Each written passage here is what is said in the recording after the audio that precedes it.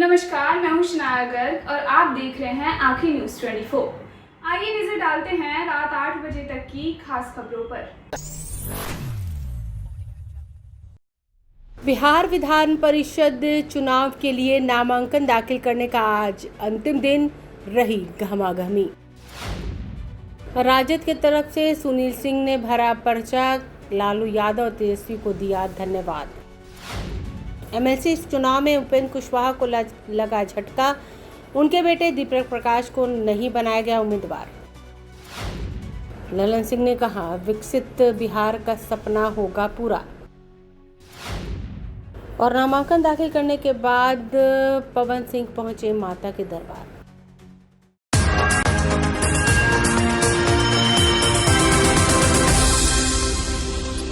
बिहार की सियासत से इस वक्त की सबसे बड़ी विधान परिषद चुनाव को लेकर खबर आ रही है। आज बिहार एमएलसी चुनाव के लिए नामांकन का आखिरी दिन है और पटना में जबरदस्त सियासी हलचल देखने को मिल रहा है। एक तरफ जहां एनडीए गठबंधन ने विधानसभा पहुंचकर अपनी ताकत दिखाई, वहीं दूसरी तरफ महागठबंधन की ओर से राष्ट्रीय जनता दल ने भी अपना दांव चल दिया है। एनडीए के सभी 9 प्रत्याशियों ने एक साथ अपना नामांकन पत्र दाखिल किया। इस दौरान बिहार के मुख्यमंत्री सम्राट चौधरी, केंद्रीय मंत्री चिराग पासवान और ललन सिंह समेत एनडीए गठबंधन के तमाम बड़े नेता एकजुट नजर आए। एनडीए की तरफ से भाजपा के पवन सिंह और जेडीयू की तरफ से निशांत कुमार समेत सभी दिग्गजों ने पर्चा भरा। वहीं दूसरी तरफ आरजेडी की ओर से सुनील सिंह ने भी विधान परिषद के लिए अपना नामांकन दाखिल कर दिया है।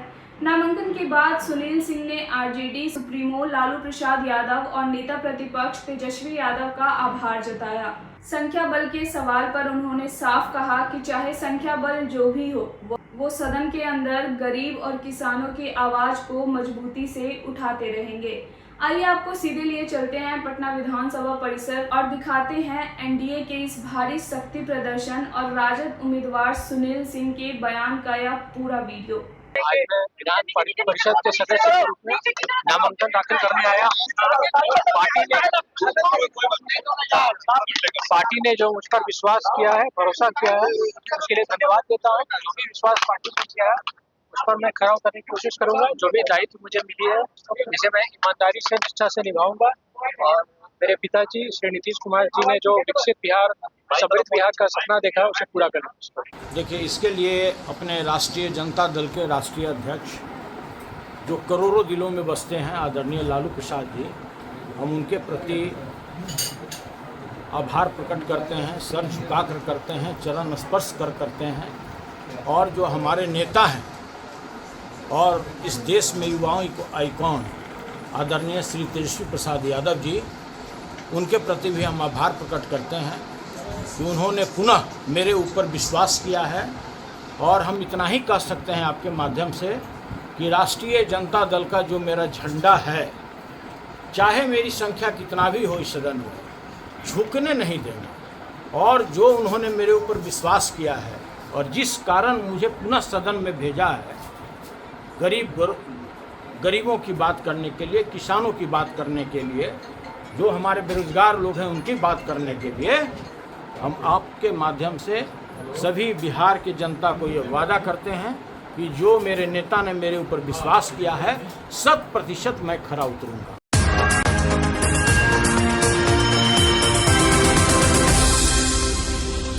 बिहार की सियासत से इस वक्त की बेहद बड़ी खबर राजधानी पटना से आ रही है, जहां बिहार विधान परिषद की 10 सीटों के लिए नामांकन की प्रक्रिया आज पूरी हो गई है।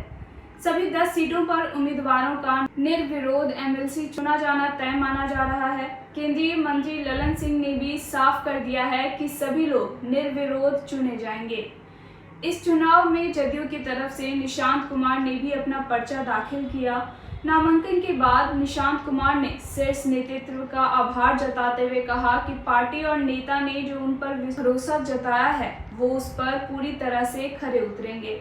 वहीं जदयू के कार्यकारी अध्यक्ष ने कहा कि निशांत कुमार पार्टी की बड़ी जिम्मेदारी संभाल रहे हैं और सम्राट चौधरी की सरकार के साथ मिलकर विकसित बिहार के सपने को पूरा करेंगे।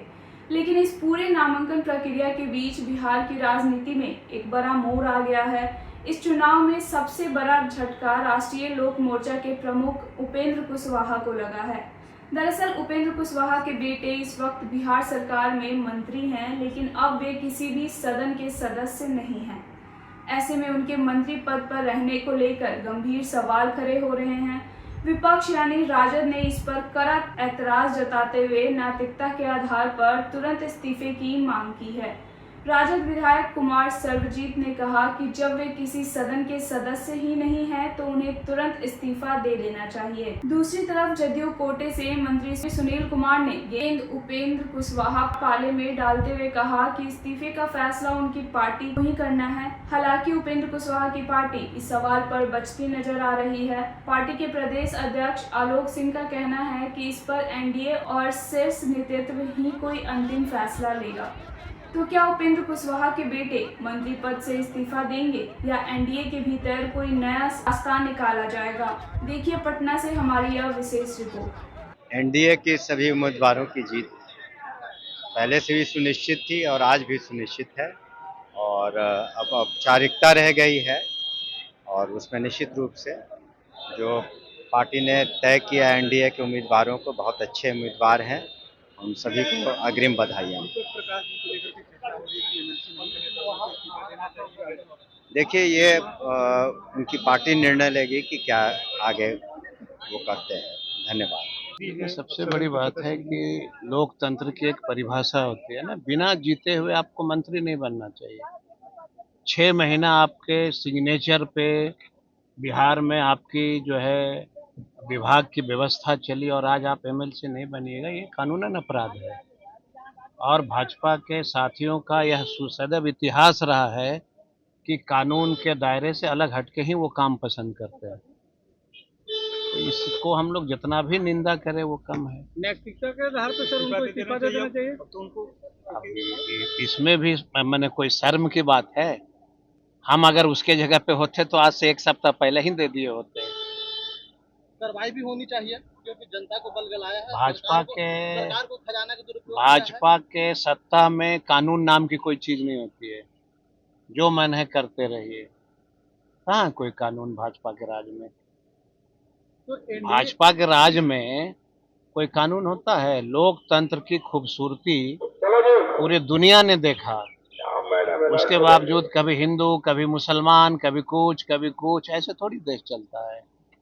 सर कहीं ना कहीं ये लगता है कि उपेंद्र कुशवाहा के साथ अदर स्टेट की तरह उनके साथ भी खेला किया गया है। पता नहीं उपेंद्र कुशवाहा को काहे इतना ताज देता है। एक सवाल है, पवन सिंह जो नामांकन करने पहुंचे, जो खेसारी लाल यादव को उतारा गया था राष्ट्रीय जनता दल की ओर से, तो क्या क्या बातें कही गई थी? मुझे लगता है कि सब बेकार की बातें से अच्छा है कि संविधान के दायरे में चर्चा होनी चाहिए। किसने क्या कहा वो अब वक्त नहीं है ना। वक्त है कि जो व्यक्ति बिना सदन का सदस्य बने इतने 6 महीना तक आप मंत्री बने रहे, आपके सिग्नेचर से सरकार के खजाना का पैसा निकला, तो ये जवाबदेही कौन लेगा? ये रिस्पॉन्सिबिलिटी तो खजाना के हिसाब दीजिए, सदन खोलने दीजिए उसके बाद। और उठाने से भी कुछ होता है क्या भाजपा के राज में? आपको लगता है कि कुछ होगा? इसलिए सब पत्रकार के साथियों से भी आग्रह है कि थोड़ा आप लोग भी एक्टिव होइए। देखें जंतर मंतर पे कितना विरोध में आप लोग का नारा लग रहा है। तो देश के आजादी के बाद पहली बार पत्रकारिता में नारा लग रही है। ये बड़ा विडंबना है देश के लिए। नहीं है, पत्रकार नेता के खिलाफ नारा लगेगा ना, पत्रकारिता के खिलाफ लगेगा तो विडंबना है बड़ी। इसलिए सब चीज सत्य दिखाइए, डरिए नहीं किसी से। एनडीए ने अपना जो अदर स्टेट में करती थी उपेंद्र कुशवाहा के साथ, एनडीए में सब कुछ वो ठीक नहीं अपना चला। समझे, एनडीए में सब कुछ ठीक चला। वो अपना समझे क्या करना है नहीं करना। नहीं मिला दीपक प्रकाश, अब क्या करेंगे? देखिए एनडीए गठबंधन का शीर्ष नेतृत्व का फैसला है और एनडीए गठबंधन के हम लोग साथ हैं, साथ रहेंगे। अपनी हिस्सेदारी हम लोग निश्चित तौर पे मांगेंगे।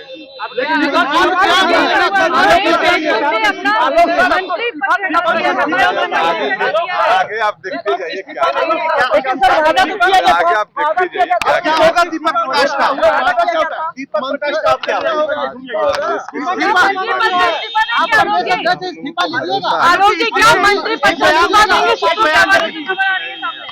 आप देखते जाइए, शीर्ष नेतृत्व का फैसला है, उस पर आप आलोक सर उपेंद्र कुशवाहा नहीं पहुंचे थे, क्या नाराज हैं? नहीं नाराज नहीं है। मंत्री पद पे क्या होगा? अरे क्या होगा? क्या आप चारों में अब से ये कोई शीर्ष बनेगा? नेतृत्व का फैसला को हमको क्यों पूछ रहे आप हैं? चारों में से कोई बनेगा मंत्री? क्यों नहीं बताएंगे? आप चारों में से कोई ये मंत्री? राष्ट्रीय अध्यक्ष का फैसला होता है। तो नाराज है क्या? जिस तरह से दीपक प्रकाश ने नामांकन नहीं किया तो अब तो सिचुएशन बनता है कि उन्हें इस्तीफा देना पड़ेगा। ऐसी स्थिति में, ऐसी नौबत में आप लोगों में से जो 4 विधायक हैं, मंत्री कौन? ये राष्ट्रीय अध्यक्ष जी का फैसला है। अभी शीर्ष नेतृत्व पार्टी विश्व की सबसे बड़ी विपक्ष ने नैतिकता के आधार पर दल का निर्वहन करती है। के आधार पर विपक्ष इस्तीफा मांग रहे हैं। हाँ, ये सब फेसबुक के बायो से भी मिनिस्टर हटा दिया गया है। फेसबुक के बायो से भी मिनिस्टर हटा दिया गया है। नहीं, ये सब चीज कहीं कुछ नहीं हटाया गया है। दूसरा से इंतजार नहीं, आखिर क्या वजह है? क्या वजह है? एनडीए में आप लोग रहेंगे, मौका नहीं दिया आप एनडीए। ये शीर्ष नेतृत्व का फैसला है। आलोक जी, आप लोग इस्तीफा मांग रही है। नैतिकता अच्छा, विपक्ष का जो काम है वो करने दीजिए। आलोक जी, दीपक प्रकाश जी ने कहा कि पार्टी वजह खाली बताइए, वजह बताइए। शीर्ष नेतृत्व का फैसला को हमसे क्यों पूछ रहे हैं? निश्चित तौर पे देखिए, एनडीए गठबंधन के साथ में हैं, एनडीए गठबंधन के साथ रहेंगे और अपनी हिस्सेदारी भी हम देखेंगे। जेडीयू ने कहा कि इस्तीफा देना होगा। जेडीयू ने कहा कि आपकी पार्टी तय करेगी आपकी पार्टी तय करेगी कि इस्तीफा देना है कि नहीं देना है। जेडीयू ने कहा है। अब ये अभी सोचने का वक्त दीजिए, अभी कैसे बता देंगे कि इस्तीफा देंगे? नहीं भी दे सकते, मंत्री बने रहेंगे। बिल्कुल अभी बने रहेंगे। ये तो फैसला अभी हम लोग राष्ट्रीय अध्यक्ष जी के नेतृत्व में चल रहा है। कोई वादा खिलाफी हुआ आप लोग के साथ?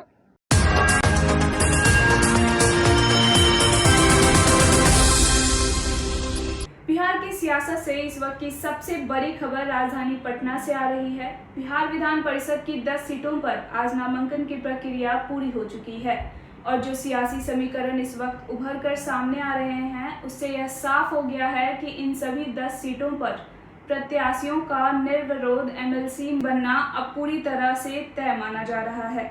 इस बड़े सियासी घटनाक्रम पर अपनी प्रतिक्रिया देते हुए केंद्रीय मंत्री ललन सिंह ने साफ तौर पर कहा है कि सभी लोग निर्विरोध चुने जाएंगे। इसमें अब कोई संशय नहीं रह गया है। इस बीच आज सबसे ज्यादा चर्चा जदयू के खेमे से रही है, जहां पार्टी की तरफ से निशांत कुमार ने अपना नामांकन दाखिल किया है। नामांकन का पर्चा दाखिल करने के बाद मीडिया से मुखातिब होते हुए निशांत कुमार ने बेहद सधे हुए अंदाज में अपनी बात रखी। उन्होंने कहा कि पार्टी और शीर्ष नेता ने उन पर जो भरोसा जताया है, उस पर वो 100% खरा उतरने का काम करेंगे। निशांत कुमार ने साफ किया है कि उनकी प्राथमिकता हमेशा जनता और दल की सेवा रहेगी। वहीं दूसरी तरफ जदयू के कार्यकारी अध्यक्ष ने भी निशांत कुमार के नामांकन पर बेहद महत्वपूर्ण बातें कही।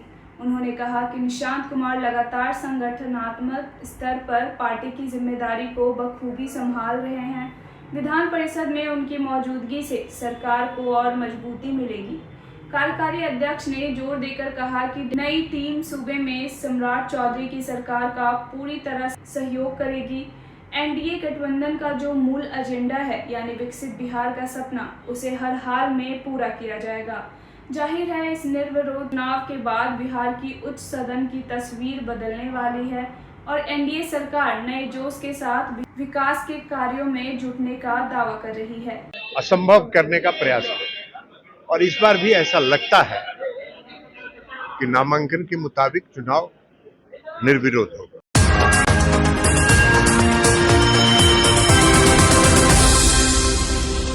बिहार की सियासत और भोजपुरी सिनेमा के गलियारे से इस वक्त की एक बहुत बड़ी खबर सामने आ रही है। भोजपुरी के पावर स्टार कहे जाने वाले पवन सिंह एक बार फिर चुनावी मैदान में उतरने के लिए पूरी तरह से तैयार हैं।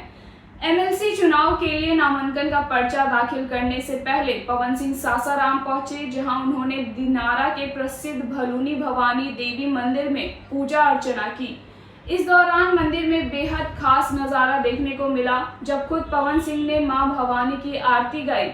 मंदिर के मुख्य पुजारी ने उन्हें विधि विधान से संकल्प और पूजा कराई। आपको बता दें कि जैसे ही पवन सिंह के भलूनी धाम पहुंचने की खबर फैली, वहां पावर स्टार के हजारों समर्थकों का हुजूम उमड़ पड़ा। हर कोई अपने पसंदीदा स्टार की एक झलक पाने और उनके साथ सेल्फी लेने के लिए बेताब दिखा। इस खास मौके पर पवन सिंह के साथ दिनारा के राष्ट्रीय लोक मोर्चा के विधायक आलोक सिंह भी मौजूद रहे, जो लगातार उनके साथ खड़े नजर आए। याद दिला दें कि यह वही रोहतास जिला है जिसके अंतर्गत आने वाले काराकाट लोकसभा सीट से पवन सिंह ने पिछला लोकसभा चुनाव निर्दलीय प्रत्याशी के रूप में लड़ा था।